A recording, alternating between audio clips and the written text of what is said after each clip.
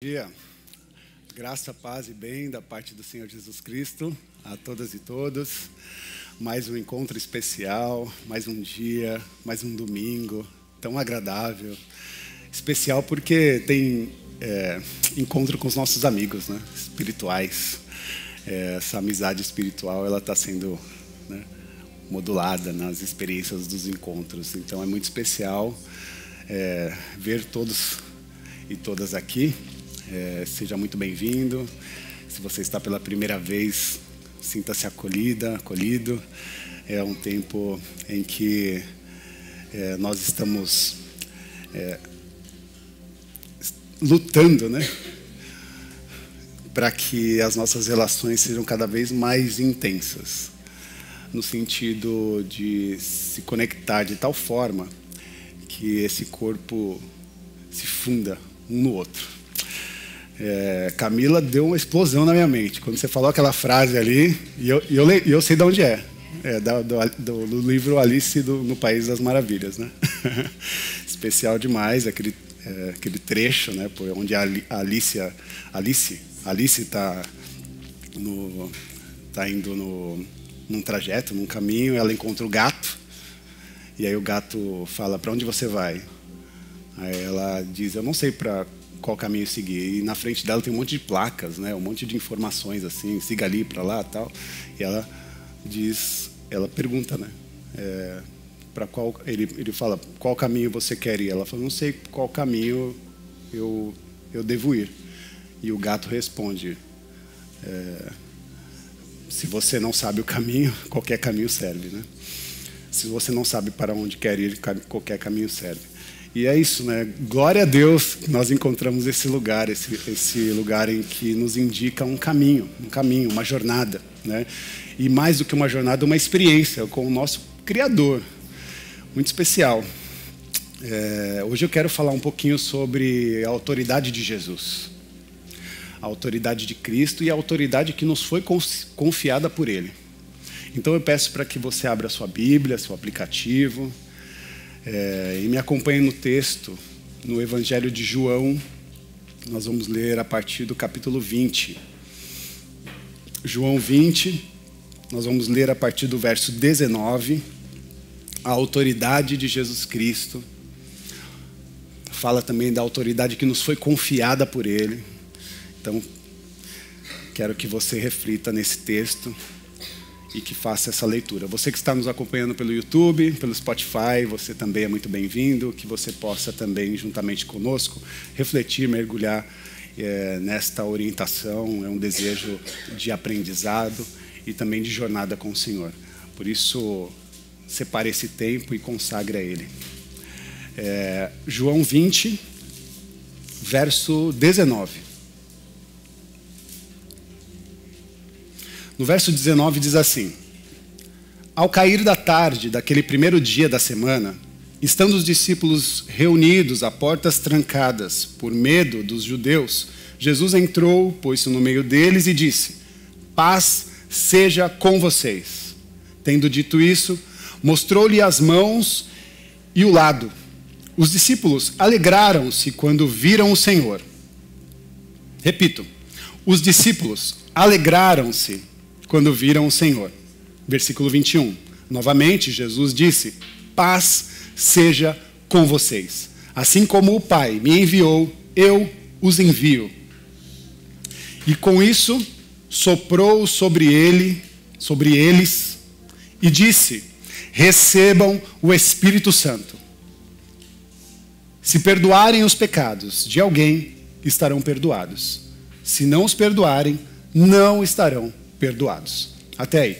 Oremos. Curve a sua cabeça, feche seus olhos, se assim possível. Mas faça isso preparando seu coração e a sua mente para ouvir a palavra de Deus. E peça ajuda ao Senhor para que isso aconteça. Pai querido e amado, nós te louvamos, exaltamos o seu nome e agradecemos. Agradecemos pelos encontros, pelos reencontros, pelos abraços, pela oportunidade do louvor, da manifestação da sua graça, do teu acolhimento, dos afetos aqui que estão sendo construídos. Acolhe-nos, Senhor, em teus braços e faz, Senhor, com que esse momento seja de profundo sagrado. Nós queremos ouvir a sua voz, queremos entender a revelação das Escrituras. Por isso, fala aos nossos corações e mentes, que não sejamos nós, mas o próprio Espírito conduzindo as nossas vidas. E que essa orientação sirva-se de aprendizado e que esse aprendizado sirva-se de ação. Nos coloca em ação no mundo. Nos faz, Senhor, com que tudo que aprendemos aqui seja objeto de transformação, renovação e jornada e caminho em nosso cotidiano. Esse é o nosso pedido, com profundo agradecimento. Em nome de Jesus. Amém. Amém. Amém.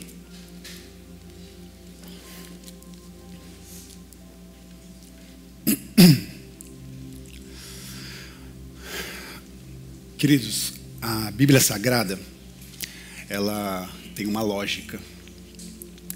Ela tem uma lógica muito interessante e muito coerente. Ela começa dizendo que Deus criou os céus, o universo, o multiverso, né? Os universos. Deus criou os céus, o mar, a terra, criou a natureza, criou os animais e depois contemplou, viu que era bom. Depois desse ato criativo, ele continua e ele cria a humanidade, cria os seres humanos à sua imagem e semelhança. Esses seres humanos, criados à sua imagem e semelhança, recebem, ou Deus delega a eles autoridade, delega a eles o cuidado de tudo que foi criado. Ou seja, Deus deu a Adão e Eva, que são os nossos pais ancestrais, autoridade, poder e capacidade de direção para organizar, para cuidar de todo o jardim criado. Céu, mar, né? Terra, natureza, animais. Deus confiou à humanidade o cuidado a toda a sua criação. E deu autoridade, né? E autoridade, leia-se direito, né? Poder para ordenar, para se dedicar e decidir, poder para atuar sobre a criação. E a Bíblia vai, a partir desse momento, também narrar um grande drama, um drama de relacionamento. E esse relacionamento desenvolvido com a criação, os seres humanos e Deus. Por que um drama? Porque há um drama de separação. Você que já passou por algum momento de separação, e separação não necessariamente de uma relação, né, íntima, mas separação até de amizades, de afetos, né? Seja qual for o tipo de separação que você vivenciou, você sabe quão duro é. Como é difícil se distanciar de alguém ou se sentir rejeitado. Falo isso porque Deus se sentiu rejeitado diante da criação, diante da humanidade. A humanidade o rejeitou.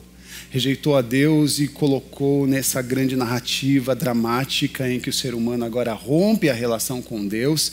E esse rompimento ele pode ser visto no início da Bíblia, no livro de Gênesis, no capítulo 3, no versículo 8, quando o texto bíblico,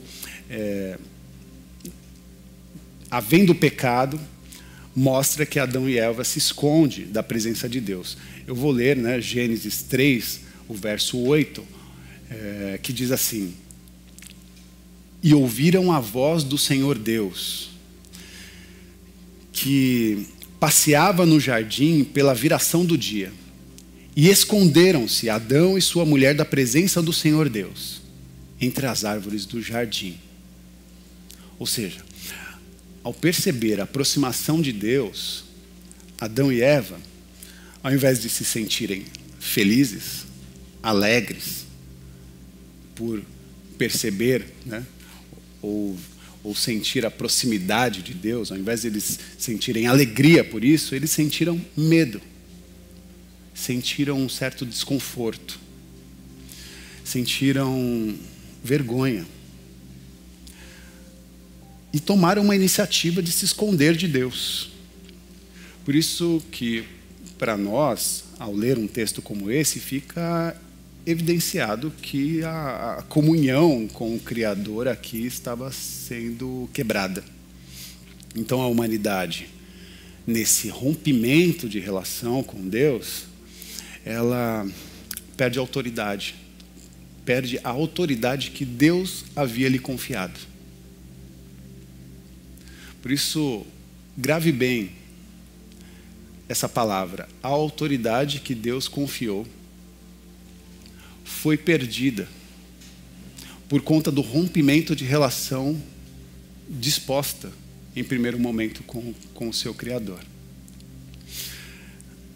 Essa autoridade, ela se perde, e é por isso que a Bíblia vai dizer que essa autoridade foi usurpada, foi roubada. Em alguns textos, em algumas traduções, eles vão dizer que foi tomada com grande violência.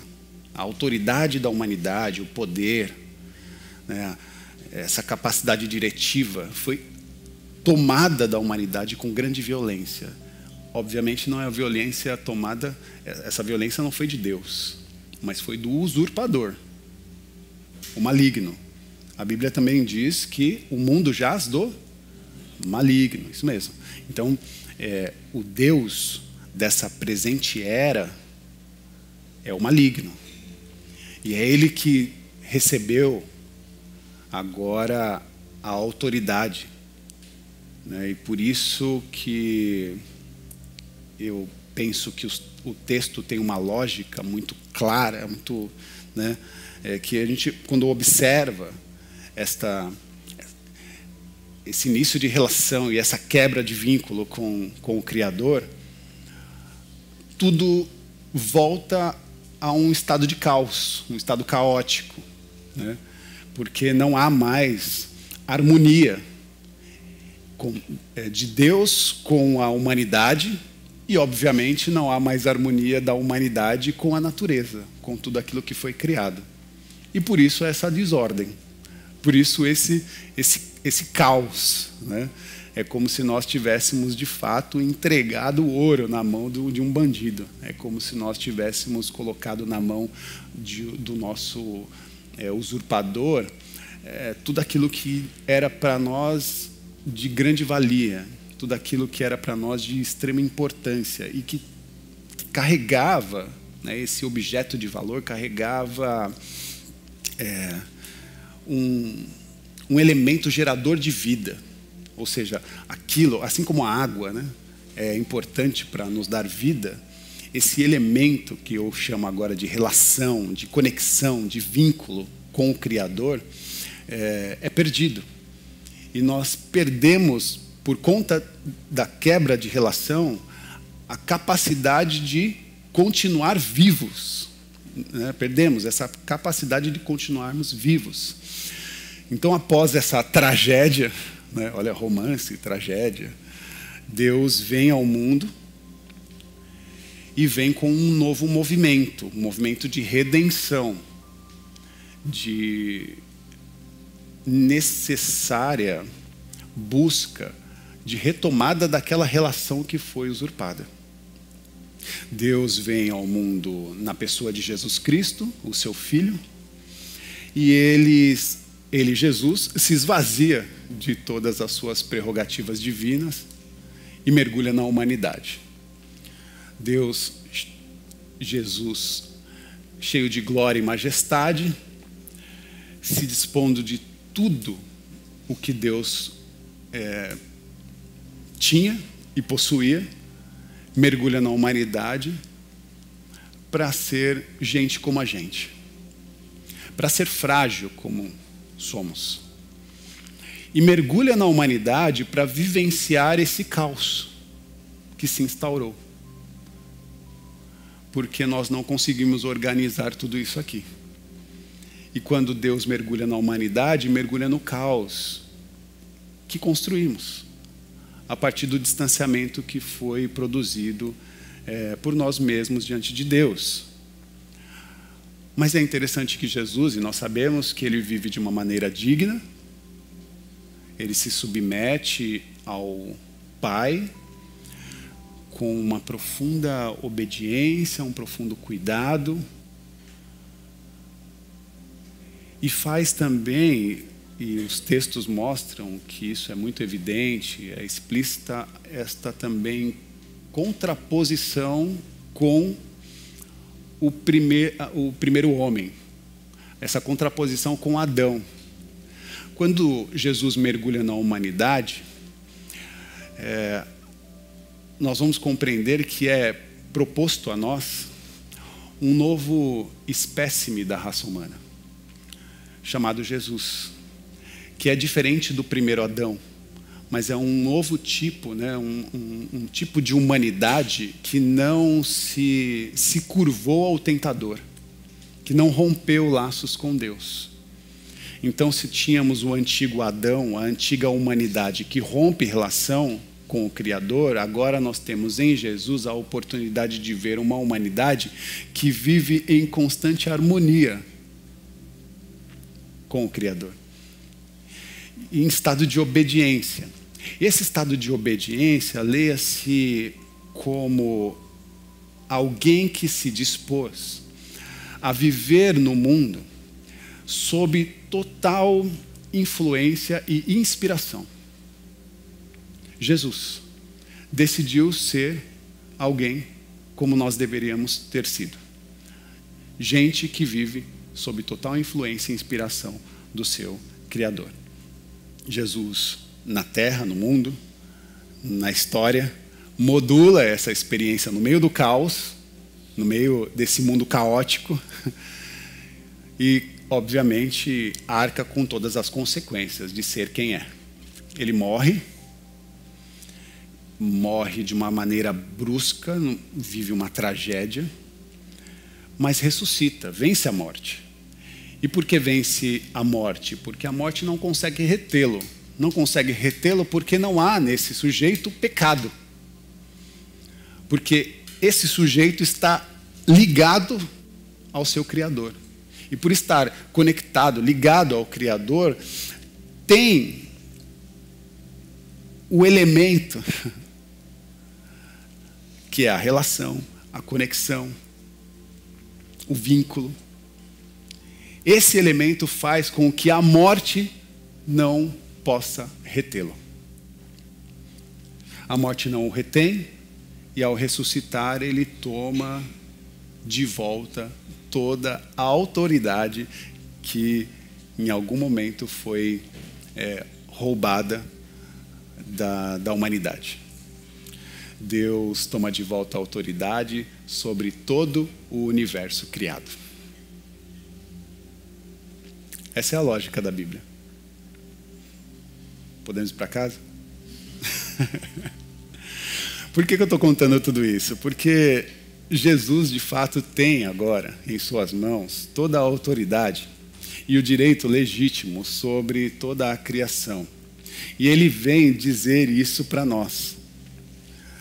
Tudo que ouvimos, tudo que vemos, tudo que pensamos, tudo que é revelado a partir de Jesus, é para dizer para cada um de nós que Deus tem direito legítimo sobre toda a criação. Deus tem direito legítimo sobre tudo que foi criado. Direito esse que era para ser nosso. Mas por romper relação com o Criador, nós perdemos. E Jesus mergulha na humanidade e toma do maligno a autoridade sobre todas as coisas. E aí nós voltamos ao texto de João, no capítulo 20, porque esta criação que foi usurpada terá diante de Jesus mais uma chance, mais uma oportunidade.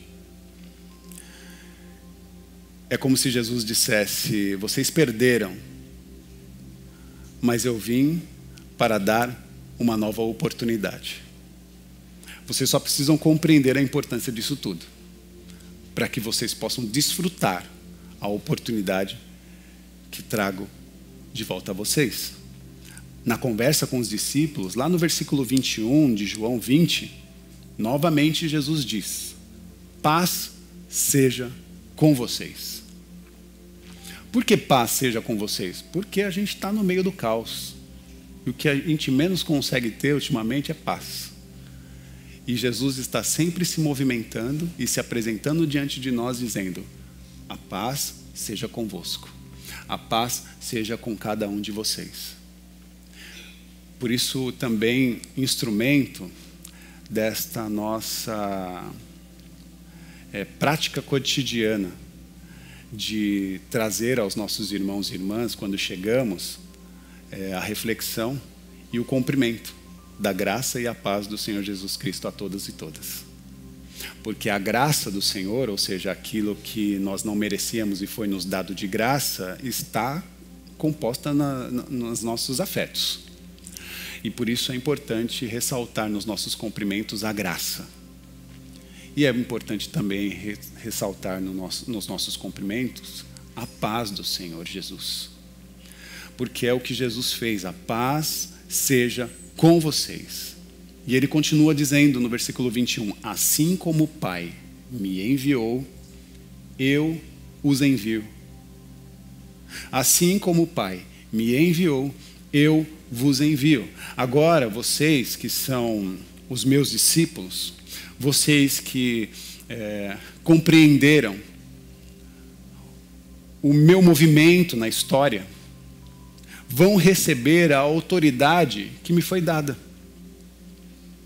Recebam a autoridade que me foi dada, ou seja, essa autoridade que o Senhor me deu, essa autoridade que eu consegui tirar da mão do maligno, agora, por mais uma vez, eu quero compartilhar com cada um de vocês. Isso que vocês haviam perdido, eu retomei. E agora quero compartilhar com os meus filhos e filhas, com os meus irmãos e irmãs. Aquela autoridade que o Deus Pai entregou ao primeiro homem, ao primeiro Adão, ela foi usurpada. E Jesus agora tem em suas mãos e entrega a cada um de vocês a oportunidade de exercer no universo a boa, perfeita e agradável vontade de Deus. Quando fazemos isso, fazemos agora necessariamente em nome de Jesus. Por isso que falar uma coisa em nome de Jesus, eu sei que se perdeu, né? E está muito frágil. Qualquer coisa é nome de Jesus. Em nome de Jesus virou um mantra, né? Quase como se fosse uma ferramenta mágica que a gente fala, apareça, como abracadabra, né? Apareça em nome de Jesus. Mas não é isso, viu? Se você usa o nome de Jesus com essa expressão, dessa forma, com essa intenção, você está completamente equivocado. Porque o nome de Jesus não é uma palavra, né, chave mágica para que as coisas que você tem desejo e interesse aconteçam. Pelo contrário. Na verdade, em nome de Jesus, fazemos um movimento de tornar possível a vontade de Deus e não a nossa vontade. Por isso oramos, por isso aprendemos com Ele na oração que em nossos movimentos sejam feitas a vontade de Deus, a sua vontade. Aqui na terra como é feita nos céus. Então, esse movimento, essa compreensão e essa percepção, ela para nós é de extrema necessidade. Porque senão nós vamos brincar de fantasias religiosas. Nós vamos fazer com que informações de alguns textos bíblicos se transformem em ferramentas mágicas para uma espiritualidade fake. E é isso que nós não queremos. Nós não queremos conduzir os nossos caminhos, a nossa vontade, os nossos desejos a partir da nossa percepção egocêntrica, mas sim se esvaziar de todo o nosso ego, de toda a nossa disposição para se alimentar dos nossos próprios desejos, mas para fazer com que o desejo, o sonho, a vontade de Deus se transpareça na nossa condução para a vida, nas nossas atitudes, no nosso olhar, na nossa forma de abraçar, de acolher, né, de conversar, de respeitar o outro. Cumprir a missão que Deus nos confiou. Eu e você sabemos, né, que estamos já há uma jornada, há quase um mês conversando a respeito de que tipo de disposição nós queremos dar ao Senhor para viver essa tal felicidade, essa tal alegria. E eu encontro esses termos de alegria e felicidade quando a relação com Deus é retomada. Onde está a alegria do cristão? Onde está a alegria de quem de fato confiou a sua vida ao Senhor? No momento em que a nossa relação é reconectada. No momento em que os nossos vínculos, né, são restaurados com o nosso Criador. É nesse momento que de fato nós somos transformados. E que nós sentimos essa satisfação em vida. Quando você faz o bem ao próximo, quando você acolhe aquele que é diferente, quando você ama, quando você respeita, quando você dá tempo, ou seja, disponibiliza uma nova jornada, né? Uma nova caminhada, mais algumas milhas, né, de relação. Quando você se dispõe para um relacionamento, né, duradouro, você está proporcionando a experiência de de alegrias e de felicidades. Se felicidades, na minha compreensão e de alguns teólogos e filósofos, é um momento, eu quero dizer que Deus, ou a partir dessa relação, nós vamos ter muitos momentos de felicidade nesse tempo presente tão caótico em que nós vivemos. Por isso quero sim influenciá-los em compreender a Bíblia Sagrada, especificamente no interesse de Deus, que é fazer com que esse relacionamento que outrora foi roubado, usurpado, seja retomado, para que a sua compreensão seja um pouco mais sensível do mundo em que vivemos, com tantas adversidades, dificuldades, tantos contrapontos, tanta violência, tanto sofrimento. Deus está procurando pessoas que vão, nesse tempo, sinalizar o reino de Deus. E o reino de Deus é tornar possível a vontade de Deus nos lugares onde estamos. Aonde você colocar a planta dos seus pés, ali prosperará. E a prosperidade não é grana não, viu? Quer dizer, não é só grana. Grana faz parte de todo esse rolê. Mas a prosperidade absoluta é quando momentos de transformação, de renovação, de felicidade, de alegria, toca os seus afetos. Toca, né, a sua consciência e te dá esse senso de missão. Qual é a missão de Deus no lugar onde eu estou? Qual é a missão de Deus no meu relacionamento? Qual é a missão de Deus no meu trabalho, nos meus estudos? Qual é a missão de Deus na relação que eu estou desenvolvendo com os meus pais ou com os meus filhos? Qual é a missão de Deus nesse lugar que o Senhor me enviou, me colocou? Sensibilidade, meus irmãos. Eu não vejo mais sensibilidade. Corações duros, né, tornam relações rígidas, endurecidas, esbravejantes. Eu sonho com uma comunidade de amor. E sonho não porque sou especial, porque o sonho de Deus tem me inspirado. E que o Senhor possa inspirar os corações, para que nós possamos construir juntos uma comunidade de amor, de graça, de cuidado. E também uma comunidade profética. onde for que você chegar, seja lá onde for, que você possa chegar com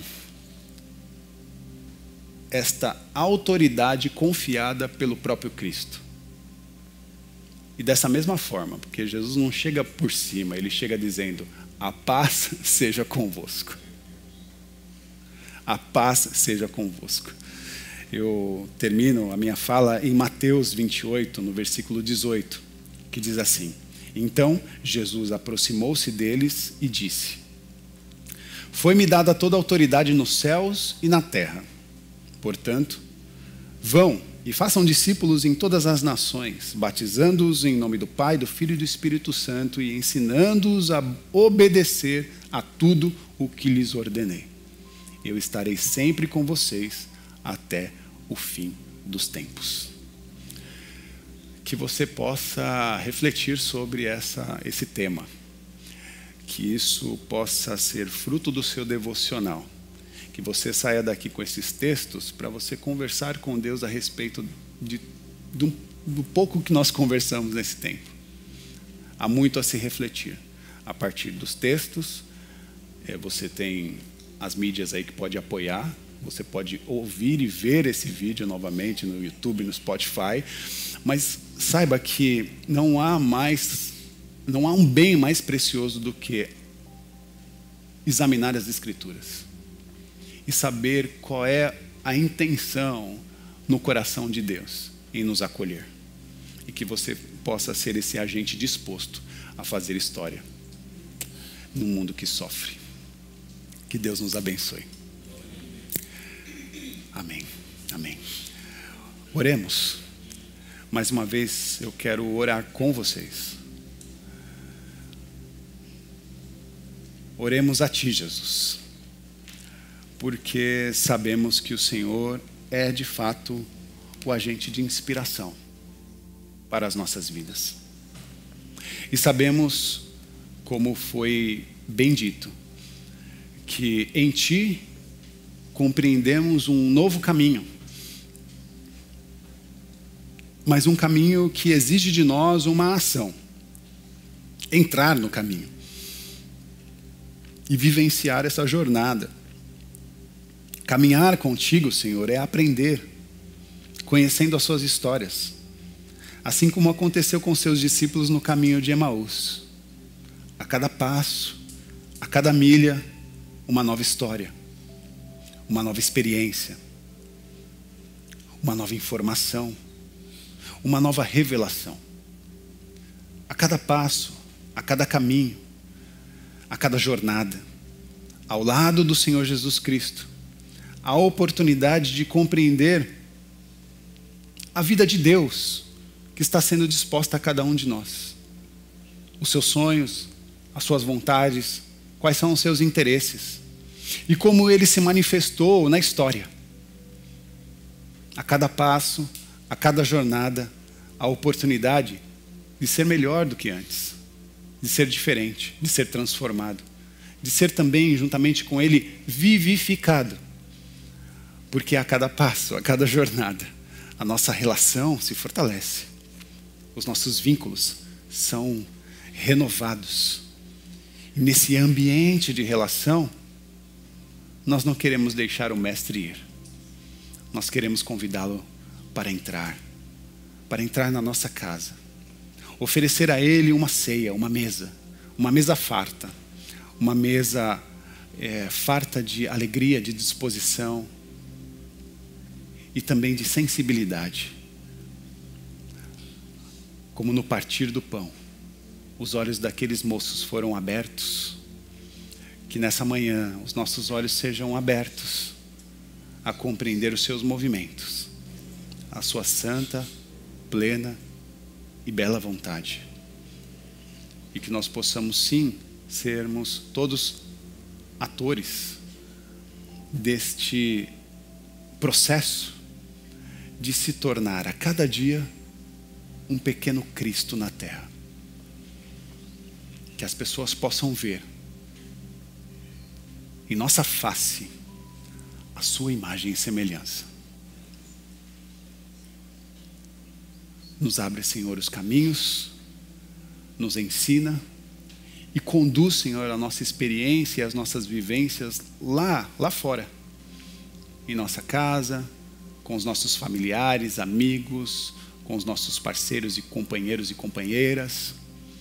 Que o Senhor possa fluir na nossa experiência cotidiana de forma transformadora. Esse é o nosso pedido, com profundo agradecimento, em nome do Senhor Jesus. Amém. Amém. Levante suas mãos aos céus. Que o amor de Deus, que a graça do Senhor Jesus Cristo e que a manifestação do Consolador, o Espírito Santo, esteja sobre a vida de todas e todos. Sejam abençoados, acolhidos por esse abraço tão especial que o Senhor nos dá nessa manhã. Sejam abençoados em nome do Pai, do Filho e do Espírito Santo, com todas as sortes de bênçãos espirituais. Que o sopro da Ruá divina envolva-nos nesse amor. Vá para uma semana vivificante, impactada pela graça de Cristo Jesus, o nosso Senhor de amor. Que Deus nos abençoe. Amém, amém e amém.